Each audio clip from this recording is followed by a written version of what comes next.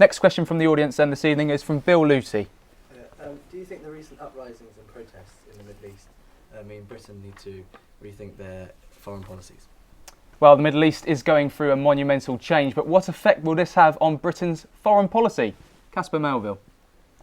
Well, a lot, I hope. I mean, isn't it just so interesting that, I mean, we mustn't be too naive. We have people who lead the country whose job is to look out for the best interests of the country and make friends. And I remember when Tony Blair, buddied up with Colonel Gaddafi. We shouldn't have 20/20 hindsight on that. It was an important moment. It was important that Colonel Gaddafi did, renounced nuclear weapons. It was important that he wasn't marginalised completely as a representative of his country. And even if he's not elected, well, we're not in a position where our government can only deal with people that we perceive to be elected properly, because we wouldn't have been able to deal with George Bush, for example. However, of course, we need to change the policy. It's been scandalous. I mean, it's it's almost laughable that the news is that David Cameron. I mean, the way it was sold in the press was David Cameron has gone out to go and support and be friendly to the rebellion in Egypt. No, it took quite a few days for the news to come out. Actually, this was a pre-planned trip. It was a trade mission, and there were quite a few arms dealers on that trade mission. So, of course, do you think that was right to take arms dealers there? It's appalling. It's unbelievably appalling. I can't believe. I mean, I'm sorry to take. I can take this because no one's going to let me. I can't see why we're one of the world's major arms dealers. Selling arms to dictators is wrong. Selling arms in general is something we should be moving away from. I think it's utterly scandalous, and I don't know anyone who works in the arms trade actually manufacturing weapons. And I wonder actually how many people in Britain benefit from the arms trade by having their jobs being paid for by making arms, as opposed to the people who are banking the money, the arms possibly made in China or elsewhere. I think that foreign policy's got to change. The idea of intervention, well, if Iraq has taught us anything, we need to say, no, we need to stand back. Obviously, we've got to support people struggling for freedom. So yes, I think a massive policy shift. Nobody quite knows what it is. It's a game changer. America's losing its influence in that region, and I think that's probably a good thing, and it probably is true of us as well, and that's probably a good thing as well. Jason Theo George, follow up on Casper Melville's thoughts about the Tories. Well, I mean, what we're witnessing, it seems, is the creation of a new world order, disappearing of the dictatorships that have dominated the Middle East, and we're seeing democracy finally emerge after so long, and after being so long desired. And the fact that David Cameron is actually was in the region at the time this was all happening, is an incredibly positive thing. And he's there in a way that he's not telling people what to do and saying, you must now support us, but saying, look, we're Britain. And we're no longer playing the role we used to do, but actually we're here to listen and here to form new friendships and new alliances with new democratic systems. And I think that's a really positive step because we're seeing America lose their influence in the Middle East. We're seeing Britons finally losing their influence over these horrible dictators, which is a good thing. But they also need to be there to form friendships and alliances with the democratic institutions that replace them. Gemma, it was your party that sort of buddied up with Colonel Gaddafi in Libya. Was that a mistake, having thought about it in hindsight? It wasn't just the Labour Party that embraced Gaddafi. I think for too long we've probably feared much.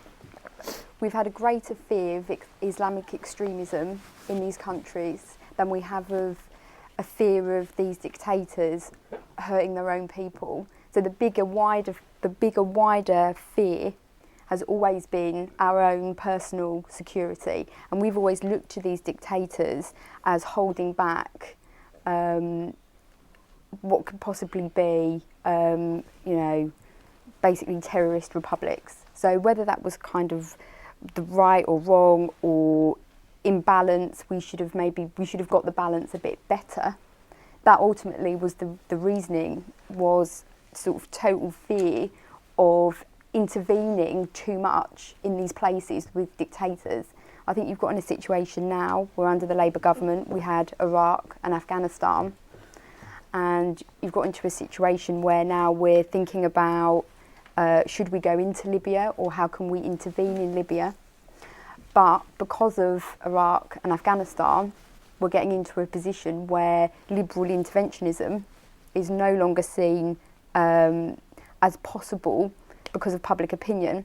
And I think it's really, really difficult that we probably get into a situation now where the failures of Iraq in future won't prevent the shame of Rwanda and places like this where we let people there were genocide of which we did nothing about because we were too scared to go in. And I think we've got to think sensibly about what's happened and review Iraq. So you're saying that we should go into Libya? I'm not saying that we should go into Libya, but I'm saying in situations like Libya and in other countries in the Middle East where we may not necessarily agree with what's happening to the people there, and these are despotic regimes where these dictators will use weapons, which we have probably exported to them against their own people, that we have to have an actual position. We actually have to have a foreign policy. The problem is at the moment we don't have a foreign policy. We have trade interests. We don't have a foreign policy. We don't have a diplomatic foreign policy about how we deal with a really quite dangerous and volatile world. And these things will come back to haunt our own interests in this country. We are under the threat of domestic and foreign terrorism in this country. I think, let's not forget that is a real threat in this country, that we will have another terrorist attack. So all of this, you cannot be completely isolated in the world from everything that's going on. You can't just sell countries in North Africa guns and then hope that they'll leave you alone, because it just doesn't work like that. Right. Jason, Theo, George, is it fair to say that Britain's foreign policy is weak? No, I don't think it is. I think, it was severely damaged when Tony Blair took this country to war without the backing of the UN. And, it's a disregard, complete wanton disregard of, important institutions like that have discredited us as far as our foreign policy is concerned. Saddam did use chemical weapons against his own people. Yes, let's not forget that. yes, and he invaded. That wasn't the pretext of the Kurds invasion. The pretext was that they could launch weapons of mass destruction, which frankly didn't We exist. could get into the ins and outs. But I mean, we're not talking about Iraq here. We're talking about whether Britain has a foreign policy today. And I think, it's clear from what David Cameron's been doing in the Middle East recently that he is actively, and his first trips were abroad to India, to countries which we've kind of been guilty of ignoring, and really seeking their support and their friendship and alliances, which will only help British trade and the British economy, but will also form alliances which can help combat things like terrorism and other threats that we face. Let's get a Liberal view on this from Martin Chapman from Liberal Youth. What's the Liberal stance on this? Well, what I'd say to you, and what I'd say to you all, is the great thing happening in the Middle East is that it's proving that the ideals of freedom, of democracy, of human rights aren't Western values or Eastern values, they're universal values, and that's what young people around the world want.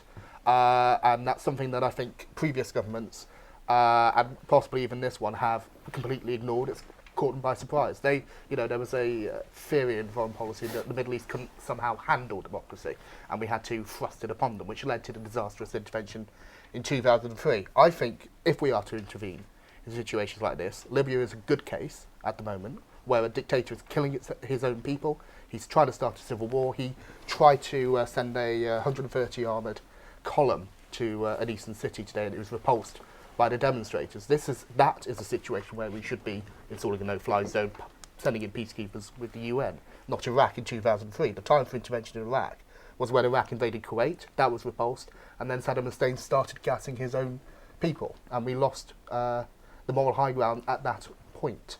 What I think is incredibly important right now is that we support democracy, that we do send the Prime Minister, the Deputy Prime Minister, to the Middle East on foreign trips to help install democracy, that we provide assistance and support to these fledgling democracies.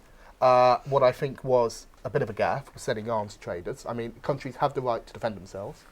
We have the right to work with allies to provide them with arms. Right across the world, the US, the UK, France and Germany, and indeed South Korea, which faces oppression from North Korea, for instance.